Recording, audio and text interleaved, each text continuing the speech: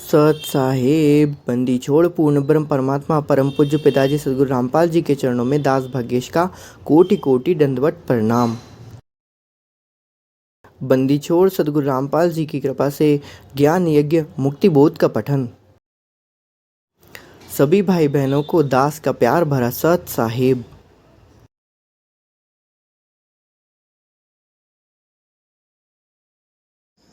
बंदीछोड़ सदगुरु रामपाल जी भगवान की जय। दूसरा वीडियो उसी का पार्ट 2। तो हज़रत मोहम्मद जी जो पहले हज़रत मोहम्मद थे, पहले हज़रत मोहम्मद मतलब बहुत पहले की बात है। ब्रह्मा का तो 51वां वर्ष चल रहा है कहना चाहिए। पहले जो बहुत पुरानी बात है, हम तो उसको सब बारे में बता भी नहीं सकते क्योंकि कितनी बुद्धि जीव की बुद्धि नहीं कि वो समझ सके कि कैसा है, कितना लंबा है, कितना नहीं है कहना चाहिए।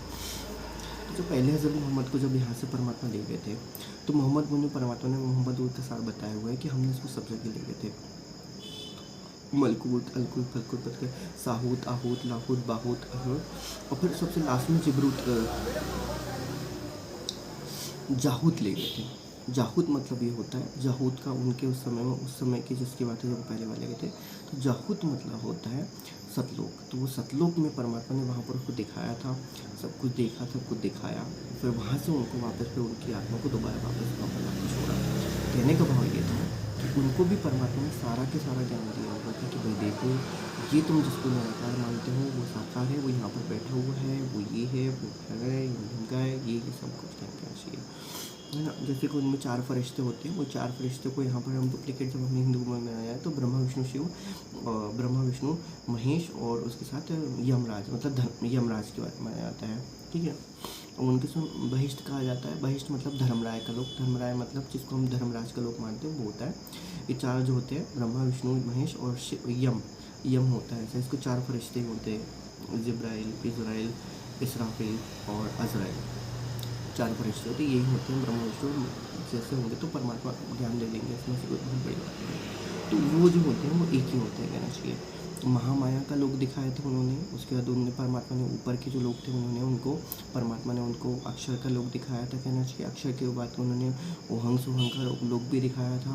उसके बाद उन्होंने इच्छा द्वीप भी दिखाया था, अंकुर द्वीप भी दिखाया था, अंकुर पुरुष का द्वीप भी दिखाया था, और भी बहुत सारे परमात्मा ने उनको ऐसे 10 मुकाम ले गए। 10 मुकामों से पार करवा के परमात्मा फिर उसको कहाँ ले गए थे, सबसे आखिर में जाहूत में ले गए थे। जाहूत अर्थात सतलोक में ले गए थे, जहाँ से ये सारी की सारी सृष्टि क्या होती है, संचालित होती है कहना चाहिए। वैसे परमात्मा वहाँ से संचालित नहीं करता है, परमात्मा तो जहाँ रहता है वो वहीं से सारी सृष्टि को क्या कर देता है, संचालित करता है।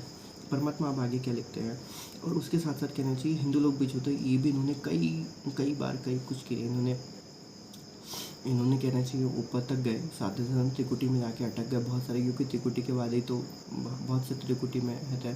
फिर उसके बाद त्रिवेणी में जाके जो ब्रह्मरंध्र होते हैं उनके पास मंत्र नहीं होता है, तो वहाँ से वो आगे जा नहीं सकते हैं।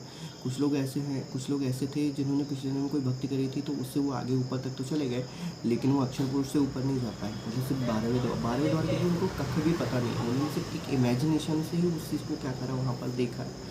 वो परमात्मा दिखाना चाहते थे कि देखो ये है, लेकिन यहाँ तक पहुँचा ही नहीं जा सकता है। तो काल तो दर्शन देता नहीं है, काल के तो दर्शन किसी ने किया नहीं है कहना चाहिए। इस तरीके से ये इनको सबको, ये दोनों दीनों को इन 5 लोगों ने मिलके सबसे बड़ा यदि कहा जाए तो मूर्ख बना के रखा हुआ है। पूरी संसार को मूर्ख बना के 21 ब्रह्मांडों में इन्होंने मुक्ता भर करके रखी हुई है। इसका सबसे जो मेन जो कांड करता है वो कौन है, वो काल है। वो चाहता ही नहीं कि कभी किसी को पता चले, कभी किसी को ये हो, आत्मा को कभी परमात्मा के बारे में पता नहीं चले। उसकी तो ऐसी वो होती है, तो वो कभी चाहता ही नहीं कि ऐसा कुछ हो, क्योंकि वो चाहता है कि मैं ही यहाँ पर हूँ, मैं ही राज करूँ और मेरा ही राज चले, और ये मेरा पेट भरते रहे। जितनी भी जीवात्मा होती है ये सब उसी का जाके पेट भर लेना चाहिए। तो ये चीज़ है, इसलिए परमात्मा कहते हैं कि दोनों दीन का एक जो होते हैं परमात्मा, दोनों दीन के ही क्या होते हैं, वो परमात्मा है भाई साहब। वो कभी दुख नहीं दे सकते किसी को, ऐसा है। तो ये जो होता है ये सही में कहने का भाव ये है कि ये मन माना आचरण जो होता है, ये मन माना आचरण हमको पहले त्यागना ही पड़ेगा। मन माना आचरण यदि नहीं त्यागोगे, मन की वृत्तियों को शांत नहीं करने की कोशिश करोगे तो भाई साहब नहीं हो पाएगा। इवनली कहना चाहिए परमात्मा ने अपने बहुत सारे सत्संगों में बताया हुआ है, और अपने ये कबीर सागर के सलात में परमात्मा ने कहा कि भैया हमने तो सबको दिया है ज्ञान कहना चाहिए। ऐसा नहीं कि हर किसी को नहीं दिया, एक दो बार भी हम बहुत सी जगह, लेकिन ये जीव ने माने एक। तो इतना ज्ञान सुना दिया जितना बालू रेत, कह कबीर मैं क्या करूँ ये जीव न माने। तो जीव जब तक जीव संज्ञा में रहता है तब तक वो माने। जब तक परमात्मा जो कहते हैं कि भैया हम तो चुंबक हैं, लोहा जब हमारे पास आएगा तो हमारे जैसे गुण के रूप हमारे जब पास में रहेगा तो वो भी चुंबक बन जाएगा। कहने का भाव ये है, परमात्मा हमको नित्य नित्य पढ़ाते हैं। ऐसा सदगुरु हमने लिया, पारस प्रज्ञा हाथ। तो पारस का काम ये होता है कि वो लोहे को भी क्या कर देता, पारस में कन्वर्ट कर देता, लेकिन वो जब तक उससे टच में नहीं होगा तब तक तो नहीं हो पाता। तो कहने का भाव है कि जब तक आप उनसे उपदेश नहीं लोगे, आप उनके सत्संग नहीं करोगे, उनके नहीं बनोगे, तब तक वो पॉसिबिलिटी नहीं हो पाएगी कि भाई साहब ऐसा भी कुछ हो सकता है। तो जिसके साथ रहोगे ना, संगत जो होती है वो बहुत इंपॉर्टेंट रहती है। परमात्मा जब विधान हम लोग यहाँ पर लेके आते हैं तो हम संगत और कुसंगत दोनों को धर्मराज के जो हमारे जो भाग्य लेके आता है उसमें संगत और कुसंगत दोनों भी पहले से लिखी आती है। लेकिन ये ज्ञान के आधार से हमको समझना पड़ता है कि क्या संगत है और क्या कुसंगत है, और इससे फिर हमको क्या करना पड़ता है, ऊपर उठना पड़ता है। इवन हमारा पूरा प्रारब्ध लिखा हुआ होता है, सिर्फ 25% पर हमारा जो होता है एक्स्ट्रा, जो हम खुद से स्वतंत्र होते हैं करने के लिए, बाकी 75% हमारे बने रहते हैं। तो ये भी सात संगतियों में बात होती थी कि भाई साहब हम लोग 25% को 75% करना है और 75% को 25% में करना है, और धीरे धीरे ये पूरा के पूरा क्या हो जाएगा, खत्म हो जाएगा। तो ये सब परमात्मा की जब तक आप उपदेश नहीं लोगे, उनसे सब जुड़ोगे नहीं। उपदेश लेना मतलब ये होता है कि भैया ओवर जाके उतरे सदगुरु के उपदेश। भाई साहब ज़रूरत अभी उतना ज़रूरत नहीं है कि भाई आप जाके सीधे नामदान लोगे तभी नहीं वो हमारा परमानेंट होगा या ऐसा कुछ होगा, नहीं भाई साहब। पहले आप मन से उनको गुरु मानिए, मन से गुरु मानिए। मन से गुरु मानने के बाद क्या करिए, आप उनके सत्संग सुनना चालू कीजिए। जब तक आप सत्संग नहीं सुनेंगे, प्रेम नहीं बनेगा, ज्ञान नहीं सुनेंगे, तत्व ज्ञान नहीं सुनेंगे, तो भाई साहब वो मंत्र का भी कोई लेने का कुछ मतलब नहीं निकलेगा। जैसे इधर इसके साथ हुआ था, किसके साथ, अब्राहम सुल्तान के साथ हुआ था। परमात्मा सबसे पहले क्या कहते हैं, मन फूला फूला फिर जगत में किसका ना कैसा नाता है, ये संसार पूस का फूला, है ना। तो ये चीज़ होती है। परमात्मा ने कई बार बताया कि माता पिता सास, ये कार्ड है, कार्ड पूरा कार्ड है, पूरा की पूरा कार्ड ही कार्ड है। हर जगह तुम्हारा कार्ड है, सास कार्ड, ससुर कार्ड, माता कार्ड, बेटा कार्ड, बाप कार्ड। कार्ड मतलब कि जो तुमको वापस में यहाँ पर खींचने की कोशिश करे किसी न किसी तरीके से। अभी कुछ भी हो सकता है, परमात्मा देखिए दया भी हो सकती है, ये मोह ममता कुछ भी हो सकता है। वो परमात्मा ने यहाँ पर लिखा है भाई साहब ये। तो यहाँ पर अब आगे परमात्मा क्या लिखते हैं कि प्रथम मंत्र का जाप कर, तो बेटे ने कहा कि मैं इस माई के पेट में चला गया, फिर मेरा जन्म मेरे साथ लेकर इसके घर छोड़ गए, मेरे को साथ लेकर इनके घर छोड़ गए, इस माई के पेट में चला गया, फिर मेरा जन्म हुआ, अब मैं दीक्षा ले चुका हूँ, प्रथम मंत्र का जाप करता हूँ। हे माता जी आप भी गुरु जी से दीक्षा ले लो, आपका कल्याण हो जाएगा। इब्राहिम की पत्नी की दीक्षा ली, इब्राहिम की पत्नी ने दीक्षा ली और कहा कि इस लड़के को मेरे साथ भेज दो। परमेश्वर कबीर जी ने कहा यदि उस नरक में राज की चक्काचौंध में रखना होता तो उसकी मृत्यु क्यों होती है, कारण के पीछे कारण होता है, ऐसा नहीं होता। परमात्मा जी अपने भक्तों से भी यदि कुछ ऐसी अनहोनी कराता है तो उसके पीछे कुछ कारण होता है। इसलिए कहते हैं निष्काम भाव से करो, भाई जो हो रहा है सो हो रहा है। वही परमात्मा मेरे जीवन मैंने तुम्हारे हवाले कर दिया है। हे सदगुरुदेव पूर्ण परम परमात्मा, परम धनी, सारी सृष्टि के मालिक, कुल मालिक, मेरे भूत भविष्य वर्तमान को जानने वाले, मेरे उत्पत्ति और प्रलय को जानने वाले, तुम्हें मेरे आदि हो, तुम्हें मेरे अंत हो। तो ये राग घनासारी में हम लोग पढ़ते हैं कि तुम्हें आदि हो, तुम्हें अंत हो। तो हे परमात्मा मेरी बुद्धि, मन, वचन, कर्म और मेरी सोच भी जब तेरे हाथ में है, तो हे प्रभु मेरे हाथ मेरे से जो भी कुछ हो रहा है, हे परमात्मा उसका दोष मुझे मत दीजिएगा। हे प्रभु, हे सदगुरु रामपाल जी भगवान, उसका मुझे कभी दोष न दीजिएगा, ना ही वो मेरे बैड अकाउंट में लिखाइएगा प्रभु। इतनी तो हम आपसे अरदास कर ही सकते हैं प्रभु।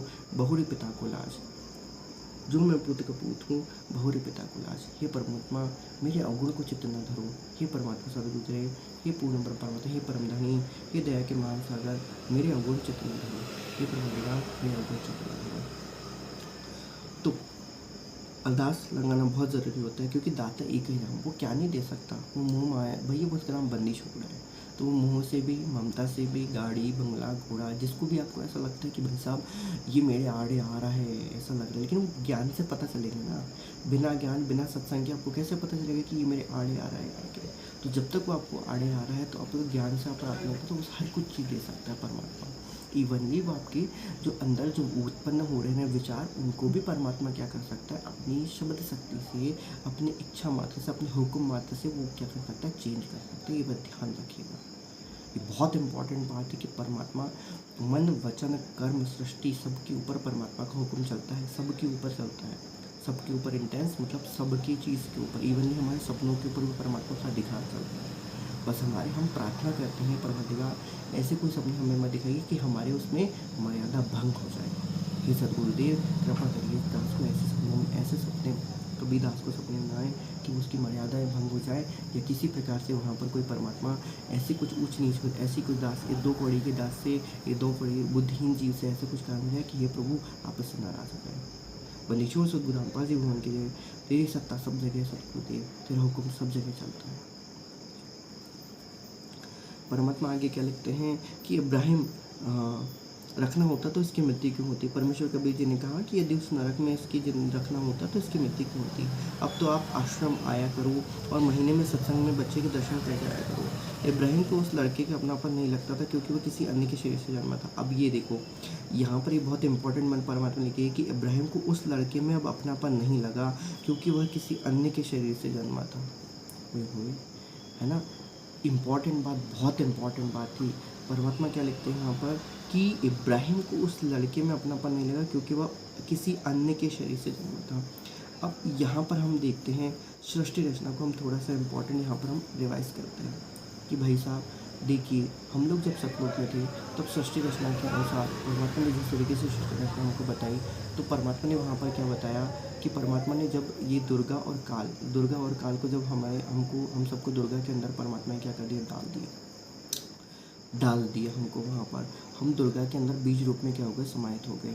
फिर जब परमात्मा ने इस दुर्गा को उस काल के पेट में से निकाला था तो काल के पेट में से जब परमात्मा ने उनको निकाला था कहना चाहिए, तब फिर उसके बाद उस दुर्गा को परमात्मा ने क्या कहा था, तुम दोनों यहाँ से निकल जाओ, अब तुम लोग सतलोक में नहीं रह सकते और तुम अब मेरे दिल से क्या हो सकते हो, उतर चुकी हो, तुम मेरे दिल से उतर चुकी हो। तो ये परमात्मा ने कह दिया था कि तुम मेरे दिल से उतर चुके हो। कहने का भाव ये था कि उसके अंदर हम जितनी भी जीवात्माएं थीं वो सब की सब परमात्मा ने सबको। और यहाँ पर वो बात, यहाँ पर ये जो इम्पोर्टेंट होती है, यहाँ पर लिंक वहाँ से जुड़ रही है कि भैया परमात्मा क्या कहते हैं। इब्राहिम के हिसाब से उन्होंने लगा कि इब्राहिम को उस लड़के में अपनापन नहीं लगा, इब्राहिम को उस लड़के में अपनापन नहीं लगा क्योंकि वह किसी अन्य के शरीर से जन्मा था। तो हम लोग अब किसी अन्य के शरीर से जन्मे हुए हैं। हम परमात्मा को उतने अच्छे, ये कहना चाहिए कि हम उतने अच्छे तरीके से नहीं कह सकते कि भाई परमात्मा के मन में क्या चल रहा है क्या नहीं चल रहा है। खैर परमात्मा तो जान होते हैं। तो कहने का भाव यहाँ पर ये है कि भाई साहब जब तक आप ये नहीं मानोगे कि हमारे पिताजी जो है वो हमारे पूर्ण ब्रह्म परमात्मा सद्गुरु रामपाल जी ब्रह्म, जब तक आप अपने देही के जो होते हैं माता पिता, उनको जब तक आप अपने माता पिता मानोगे तब तक ये काम नहीं बनने वाला, तब तक ये काम नहीं होगा। क्योंकि ये भाव होते हैं, परमात्मा भाव चेक करता है।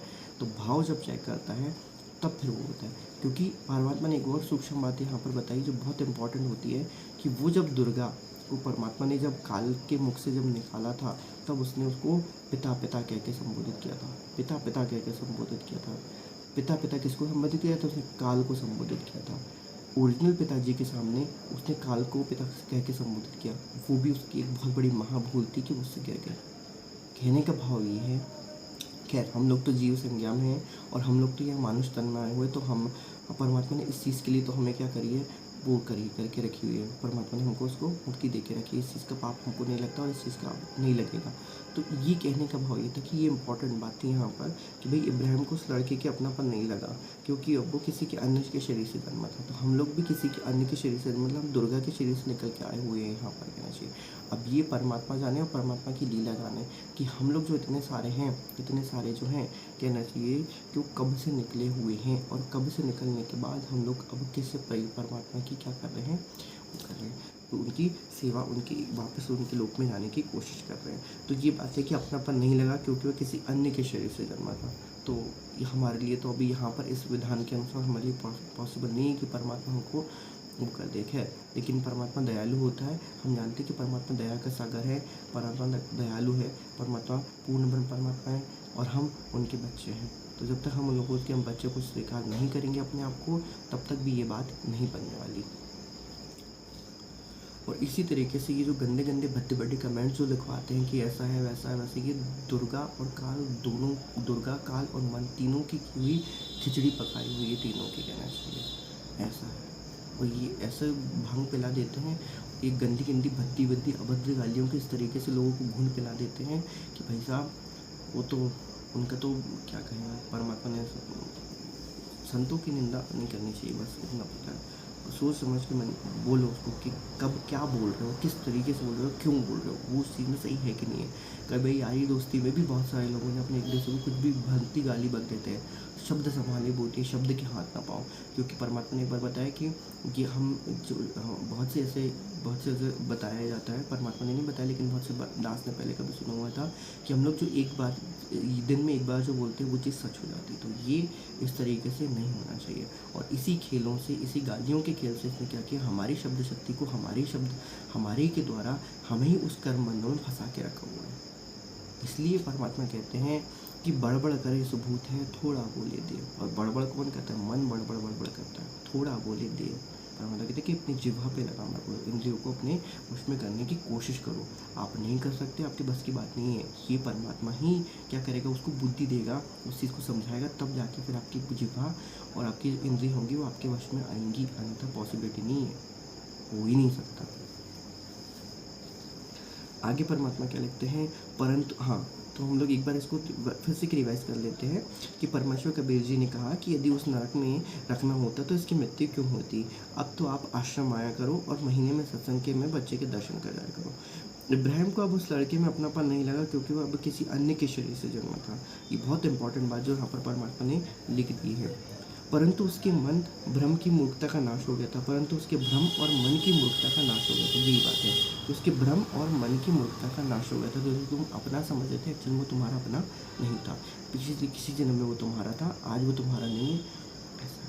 तो आगे परमात्मा के लिखते हैं, जो वह मन मन में कहता था कि अल्लाह ने यह नहीं करना चाहिए था, अब उसको पता चले कि परमात्मा जो करता है अच्छा ही करता है। अब वो मन मन में कहता था कि अल्लाह को यहाँ पर नहीं मारना चाहिए था, भले ही मैंने बोल दिया था उसको मारना नहीं चाहिए था, ऐसा वैसा जो भी कुछ है उसका दोष मुझे लग गया, मेरे को भार चढ़ गया उसका, तो ये नहीं होना चाहिए था। ठीक है, तो ये नहीं होना चाहिए था। उसको पता चला कि परमात्मा जो करता है वो अच्छा ही करता है। इसलिए कहते हैं कि परमात्मा की रजा में रजा रखो। और ये उसने परमात्मा को पहले ही वचन दे दिया था कि परमात्मा अब तो जैसी रजा में रखेगा वैसी रजा में रहूँगा, ऐसा है। भले ही उस समय अपने को अच्छा ना लगे, अल्लाह के सब जीव हैं, वह सबके हित की सोचता है। अल्लाह सदगुरु रामपाल जी के भगवान के ही सब जीव हैं, वो जिंदा के ही सब जीव हैं, वो सबके हित की सोचते हैं। हम अपने अपने हित की सोचते हैं, सही बात है, हम अपने अपने हित की जो कहीं हमको उसका बाहर ना लग जाए, ऐसा ना हो जाए, वैसा ना हो जाए, ये वो मैं तो मुक्त हो जाऊँगा, ये नहीं मुक्त हो रहा था ना, नहीं, ऐसा नहीं है। तो ये स्वार्थ नहीं होना चाहिए, यहाँ पर परमार्थ होना चाहिए। खैर, यहाँ पर ये कहानी थोड़ी अलग है, यहाँ पर दूसरी टाइप की परमात्मा ने मतलब कथा बताई हुई है। रानी को भी उस लड़के में अब यह भाव नहीं था, परंतु आत्मा वही थी। अब आत्मा वही थी लेकिन शरीर दूसरे का। तो ये है दोष है। दोष कैसा है, नज़रों का दोष है, ठीक है, नज़रों का दोष। इसलिए परमात्मा ने कि सबको समकर जानो, सम दृष्टि रखो, हर किसी को रखो, भाई वो तुम्हारा है अथवा नहीं है, तुम्हारा बच्चा है अथवा नहीं, किसी और से है, ये काला है, गोरा है, नाका है, पला है, प्रणाम का, ढिमका, सब में एक सा भाव रहो कि भाई बच्चे तो बच्चे होते हैं और सारी सृष्टि परमात्मा की बच्ची है, ऐसा है। जिस दिन आप ये समझ जाओगे तो उस दिन कोई बात ही नहीं है फिर तो इसलिए हम साधु ही होता है। रानी को भी उस लड़के में यह भाव नहीं था, परंतु आत्मा वही थी। इसलिए माता वाली ममता दिल में जागृत थी, इसलिए उसको देखकर शांति मिलती थी। ममता वाली जागृति, और ममता वो जागृत तो माताओं बहनों में रहती है कि किसी को एक बार अपना मान लिया, भले वो उसके कोख से जन्मा है अथवा ना जन्मा है, यदि उसने मान लिया कि नहीं ये मेरा बेटा है तो उसका ही बेटा है करके। इसलिए हम लोग कहते हैं जगदम्बा जगदीशम मंगल रूप मुरारी। तो ये हमारा परवरदिगार जो हमारा पूर्ण नंबर परमात्मा जो अध्यक्ष कारण हुए वो मंगल रूप मुरारी है। मंगल रूप मुरारी का अर्थ होता है कि भैया वो ममता है, भले ही उसके कोख से जन्म लिया हो उस समय के बाद अथवा ना लिया हो, लेकिन उसमें भी उसकी ममता रहती है, वो उसके लिए भले का प्रयास करती है। बंदी छोड़ सदगुरु रामपाल जी भगवान के चरणों में दास का कोटि कोटि धन्यवाद प्रणाम। तो इसलिए उसको देखकर शांति मिलती थी। कारण यह था, यह कारण बनाकर परमेश्वर जी ने उस रानी का भी उद्धार किया और बालक का भी उद्धार किया। बंदी छोड़ सदगुरु रामपाल जी भगवान की जय। पूर्ण ब्रह्म करतार सदगुरु रामपाल जी भगवान की जय। कथा करो करतार की, सुनो कथा करतार, आण कथा सुनिए नहीं कहे करो विचार। क्योंकि करतार की कथा में ही आपको सत्य मिलेगा, जो सत्य है उस सत्य की सत्यनारायण कथा में ही आपको सत्य मिलेगा। कथा करो करतार की, सदगुरु रामपाल जी करतार की, सुनो कथा कर सदगुरु रामपाल जी करतार, कहे कबीर दूसरी कथा ना सुनियो कहना चाहिए। बंदीछोड़ सद्गुरु रामपाल जी भगवान की जय। Page number 171। भक्त का स्वभाव तरवर के जैसा रहता है। भक्त का स्वभाव तरवर के जैसा रहता है। अब परमात्मा अब आगे क्या लिखते हैं।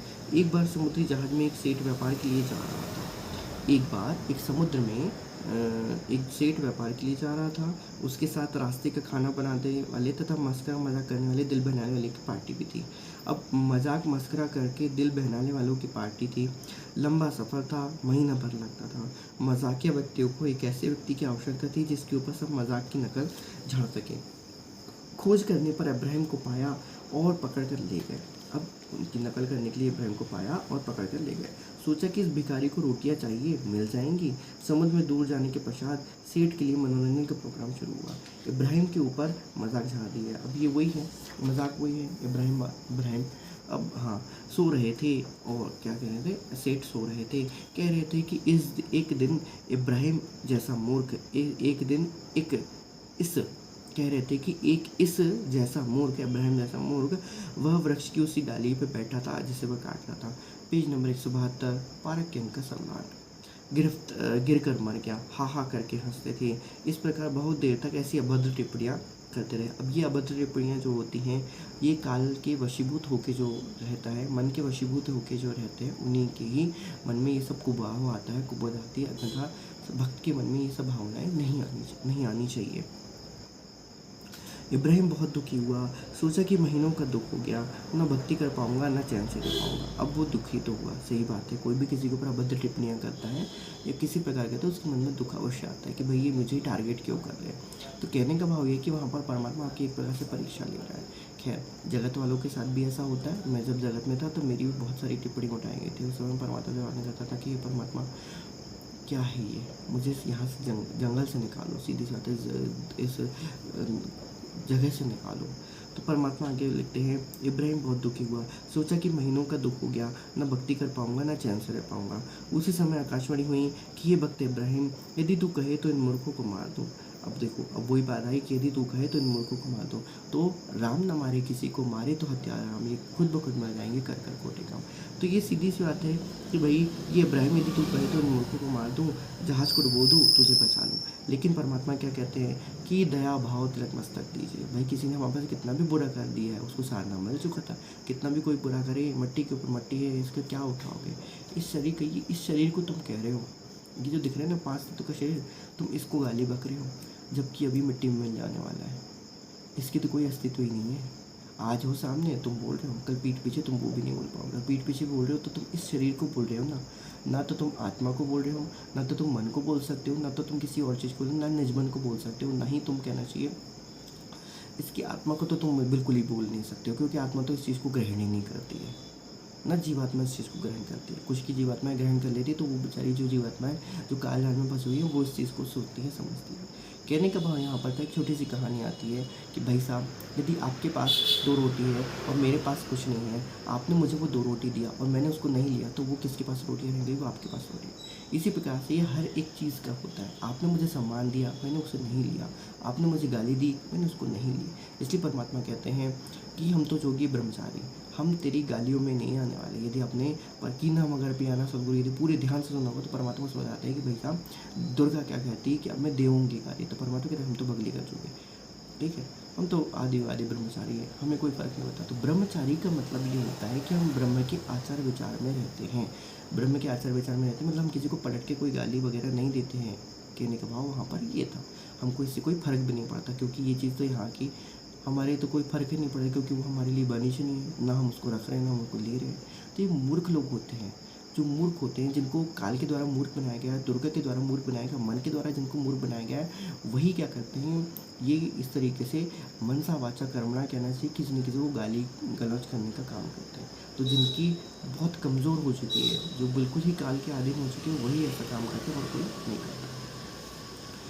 इब्राहिम बहुत दुखी था।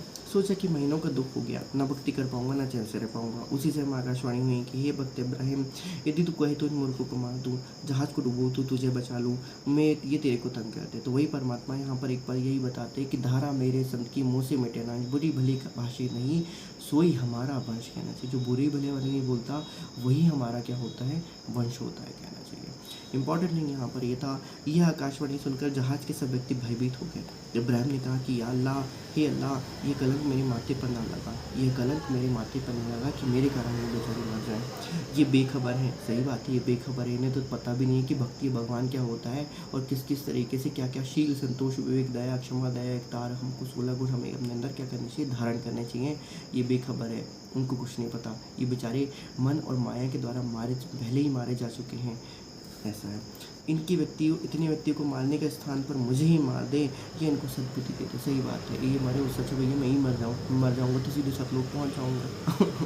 सही तो बात है। और जीवन जी के करना भी क्या है, जिस समय मौत दे परमात्मा उसी समय तुरंत दे दे, हम तुरंत यहाँ से निकल के सतलोक चल जाए कि छूटे जा मरण से दुनिया डरे, है ना। कबीर कहते कि ता मरण को मैं पूछूं कि भैया कब मेरे को मरण हो जाए और कब मैं यहाँ से सतलोक निकल लूँ अपने रास्ते से। तो इतने व्यक्तियों को मारने के स्थान पर तू मुझे ही मार दे या इनको सद्बुद्धि दे दे। ये इंपॉर्टेंट थिंग उसने परमात्मा के सामने शर्त लिख दी कि भाई इनको सद्बुद्धि दे दो। सही बात है, सद्बुद्धि देंगे तो वो सद्बुद्धि उसके इस जन्म में भी काम आएगी और वो सद्बुद्धि उसके आगे आने वाले जन्मों में भी काम आएगी। तो किसी न किसी जन्म में वो भक्ति कर लेंगे, आपकी शरण में जाएंगे और क्या करेंगे, तर जाएंगे। ये आपकी भक्ति करके अपने जीवन का कल्याण कराएंगे, अपने जीव का कल्याण कराएंगे।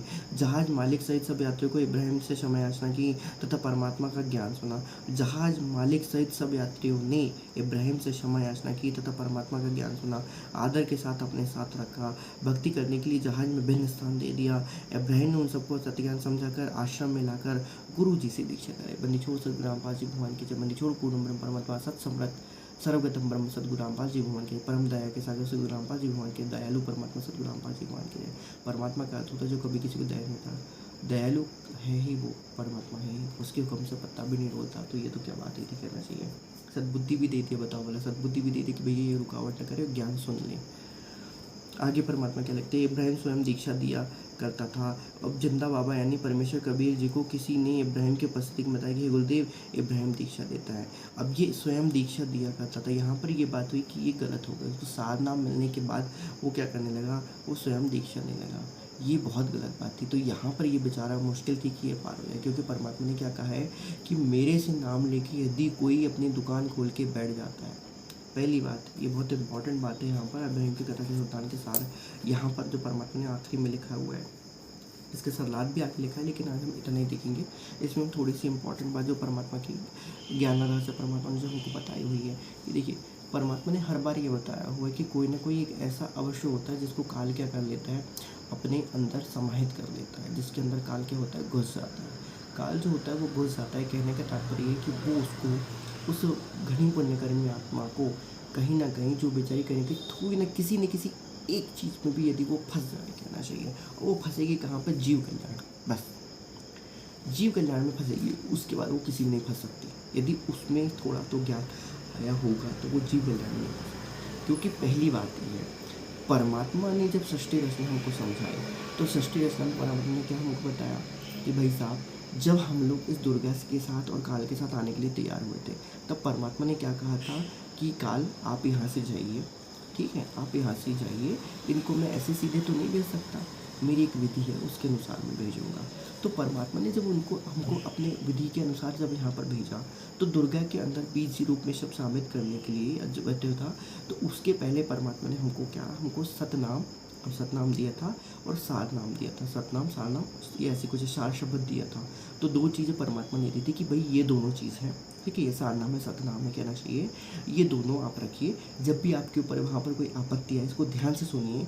और जब भी आपत्ति आए, सदगुरु रूप धारण करके आए थे परमात्मा, तो जब भी कोई आपत्ति आए या ऐसा आपको लगे कि नहीं हमको यहाँ पर इसके लोक में नहीं रहना है, आप इन दोनों का स्मरण कीजिएगा, मैं आपको तुरंत लेने के लिए आ जाऊँगा, कहना चाहिए।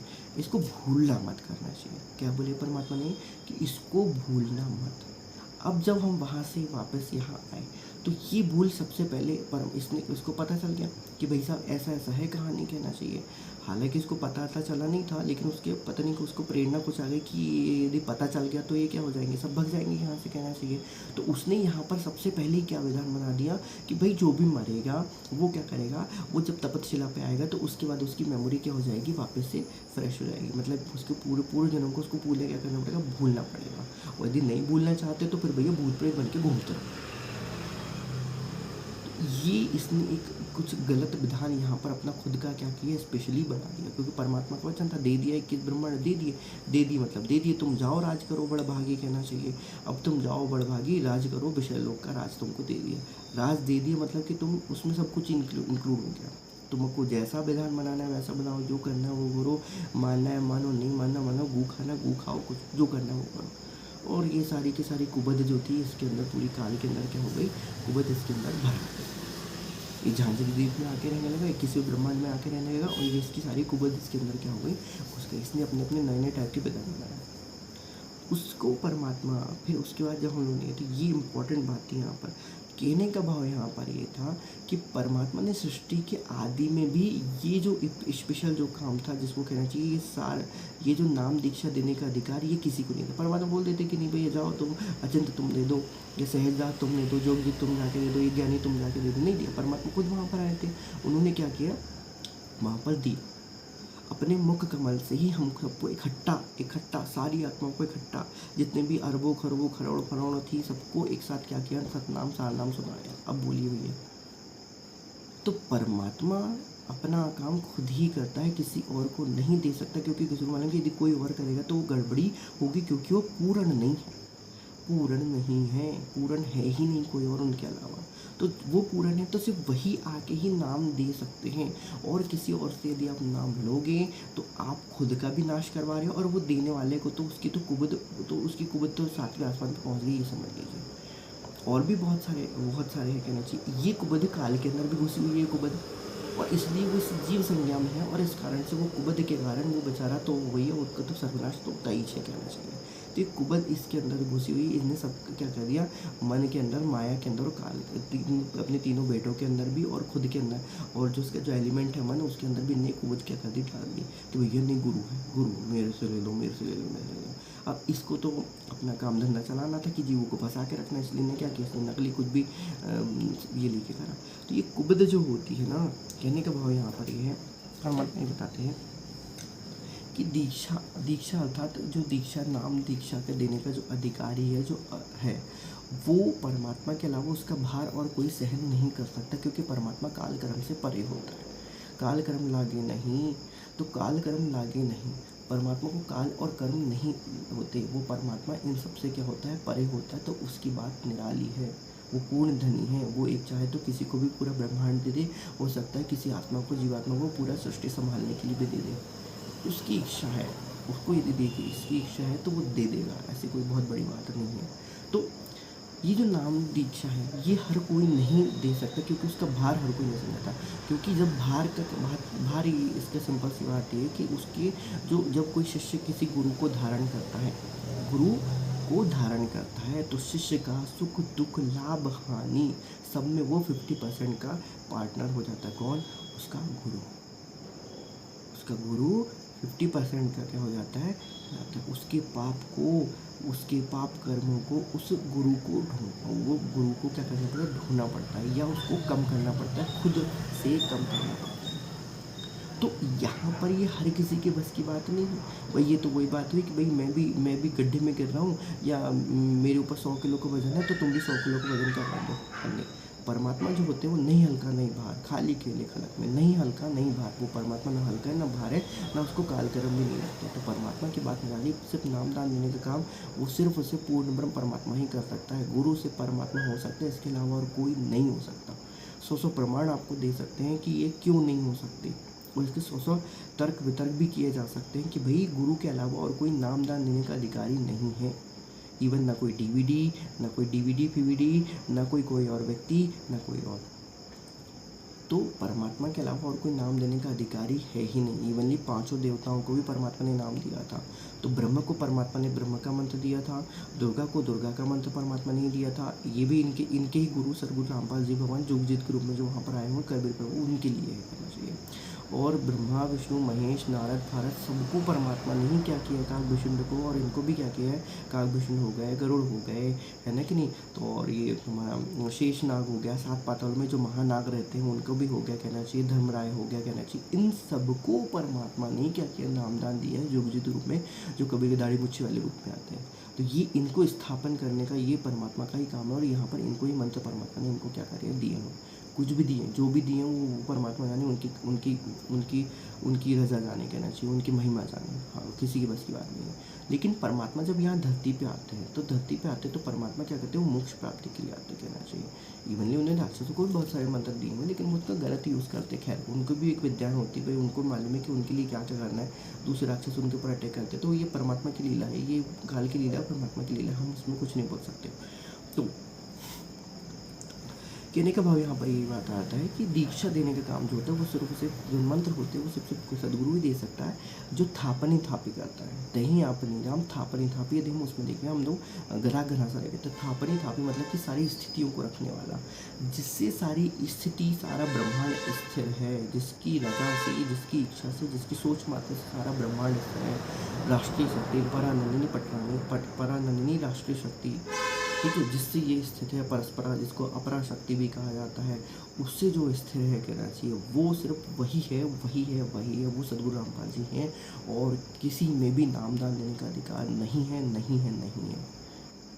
ये बात ध्यान रखिए। परमात्मा चाहे तो आपको कोई भी दे सकता है नाम, जरूरी नहीं कि वो पहला ही देगा, दूसरा ही देगा, तीसरा देगा, चौथा देगा, उसको जो देना है वो दे देगा, उसकी राजा है, वो उसका मन है। खाली केले खलक में 6 ऋतु मानो परमात्मा खेलते हैं, क्या दिक्कत है, खेलिए आप पनीर, आप उसके तो क्या है, आप उसके पुत्र हैं, उसको जैसे खिलाना चाहे वो कैसे खिला सकता है, जरूरी थोड़ा ना। आपको नहीं पसंद आता कोई दिक्कत नहीं, लेकिन परमात्मा को मालूम है कि मेरे को उसके कभी इसके साथ क्या खिलवाना है, तो किससे मजबूत होगा करके, कैसे कैसे होगा। तो खैर, तो निष्कर्ष निकल के ये आता है कि परमात्मा का काम सिर्फ परमात्मा ही कर सकता है, ठीक है, और करे तो मूर्ख बाजे। समर्थ का काम समर्थ को साजे, और करे तो मूर्ख बाजे। तो किसी और में इतनी नहीं है। भाई ब्रह्मा आके खुद क्यों नहीं मंत्र दे देता, भाई साहब जी है, ये पढ़ो करके। दुर्गा क्यों नहीं आके मंत्र देती, सबको नहीं आएगा, सबने सिर्फ नामों को बताया कि ये कर लो, वो कर लो, वो कर लो, ये बोलोगे तो मैं आ जाऊँगी। तो ये सिर्फ और सिर्फ एक चीज़ ये थी कि भाई साहब ये कौलो करार होता है, ये सूक्ष्म रूप से सूक्ष्म रूप का कौलो करार होता है, आत्मा का आत्मा से करार होता है। जिस किसी ने जो साधना करी थी उसका कौलो करार होता है कि भाई साहब आप बताइए कि अब तो ठीक है, आप तो मेरे दोस्त बन चुके हो, लेकिन आप ये बताइए कि परवरदिगार, हे परवरदिगार, आप मेरे दोस्त बन चुके हो, आप मेरे गुरु बन चुके हो, आप मेरे 50-50 पार्टनर बन चुके हो, मेरे सुख दुख के साथी बन चुके हो। अब आप ये बताइए कि मैं आपको जब भी मुझे आपको बुलाना हो तो हे परवरदिगार, मैं आपको किस नाम से बुलाऊँ, ऐसा क्या शर्त है, क्या है जिसके कारण से मैं वो कर्म करूं, तो वो आप मुझे क्या हो जाए, प्रकट हो जाएगा मुझे। क्योंकि ये काल का लोग है, तो यहाँ पहले कुछ करना पड़ेगा, तब वो उसका प्रतिफल हमको मिलेगा। टेलीफोन लगाना, नंबर डायल करना पड़ेगा, बिना नंबर डायल करे, बिना टेलीफोन लगाए, बिना राम राम करे, बिना सत्साहिब करे नहीं हो पाता है। तो ये इम्पॉर्टेंट थिंग होती है। तो नाम दान देने का अधिकार, कहने का मतलब ये है कि आप नाम दे रहे हो, तो कहने का मतलब ये है कि आप उसमें कौलो करार करें। इस कौलो करार में ये काल, दुर्गा और मन ने पूरे ब्रह्मांडों को क्या करके रखा, मूर्ख बना के रखा हुआ कहना चाहिए। ये कौलो करार जब तक हर किसी के समाप्त नहीं होगा, तब तक ये वो ऊपर उठ नहीं सकती आत्मा उससे, ठीक है। और ये बहुत लंबी कहानी है, बहुत लंबा प्रपंच है ये, इसको बताने की यदि कोशिश करें तो भाई साहब ये समझ लीजिए कि बहुत लंबा टाइम हो जाएगा। तो ये कॉलो करार आपने कर लिया, भाई तेरा नंबर दे दे, मैं फ़ोन करूँ, उठा लेना करके। वो उठाए ना उठाए, यहाँ पर ये बात होती है। लेकिन ये जब सूक्ष्म रूप की बात होती ना, तो सूक्ष्म रूप में वो अपने विधानों को नहीं तोड़ सकते, क्योंकि परमात्मा का विधान है। यदि अपने विधानों को थोड़े सेकंड, मात्र 2 सेकंड भी यदि लेट हो गए ना, तो समझ लीजिए कि वो कहानी खत्म हो जाएगी। इसलिए कहते हैं एक साधे सब सते, सब साधे सब जाए। किसी एक को बुलाओगे तो एक आके आपकी बिल्कुल मदद करेगा। तो एक साहिब की बंदगी में भूख को कुछ है, तो एक साहिब की बंदी करो, वही करो, उसी की बंदगी करोगे तो ही तुमको लाभ होगा, नहीं तो तुमको नहीं लाभ होगा। और यहाँ पर सर्व धरती पूर्व में प्रकट है, तो उसी से ही कॉलो करार करिए, उसी से ही नाम दीक्षा लीजिए। क्योंकि नाम दीक्षा लेने का अधिकार, पूरी सृष्टि को चलाने का, सभी सृष्टि को संचालन कर सकते, हुकूमत किसकी है, तो सिर्फ और सिर्फ सदगुरु रामपाल जी भगवान की है। वही हैं जो नाम दीक्षा देने के अधिकार रखते, और कोई भी नहीं है। किसी भी आंडू पांडू लोगों से जब नाम दीक्षा ले लोगे तो मंत्र जो होगा वो भाई साहब वो तो छोड़े, तो वो भी डूबा और वो भी डूबा, और वो देने वाला तो महामूर्ख है कहना चाहिए। चलो लेने वाले में तो अपनी वो उसको तो अपना कल्याण कराना है, उसमें उसकी कोई गलती नहीं, लेकिन वो देने वाला तो महामूर्ख है उससे, तो क्योंकि वो दुकान खोल के बैठ गया, और दुकान खोल के बैठा तो सारा भार अब उसके ऊपर जा रहा है, क्योंकि उसके ही रजा से उसके अंडर में वो चीज़ें हो रही है। तो जितने भी तो नामदान केंद्र वाले हैं वो ये समझ लीजिए कि अपना बट्ठा बैठा रहे हैं, कहना चाहिए। अब वो जाएंगे, दूसरी योनियों में जाएंगे, दूसरे कहीं कहीं दूसरे जगह पे जाएंगे, वहाँ पर फिर अपने शिष्य बनाएंगे, अलग अलग लोगों में जाएंगे, वहाँ पर अपने शिष्य बनाएंगे, उनके भी पाप ढोएंगे और खुद के पाप ढोएंगे, कहना चाहिए। खुद के पाप जो कम होने वाले थे, परमात्मा उनके जो पाप कर्म करा रहे थे, लेकिन उनकी ये सड़ी सी इच्छाओं के कारण उनके ऊपर जो है वो इतना बड़ा बर्डन आके रख लेगा कि जिसकी कोई गिनती नहीं की जा सकती। इसलिए ये परमात्मा की नज़र से उतर चुके हैं। जिसको लगे तो मानो अथवा नहीं लगे तो मत मानो, बंदी छोड़ सदगुरु रामपाल जी का, क्योंकि स्वतंत्रता का अधिकार परमात्मा ने सबको दिया। इसलिए परमात्मा ने कहा हुआ था कि इस तत्व ज्ञान को आधार बनाना पड़ेगा, ज्ञान को आधार बनाना पड़ेगा, बिना ज्ञान के काम नहीं होने वाला।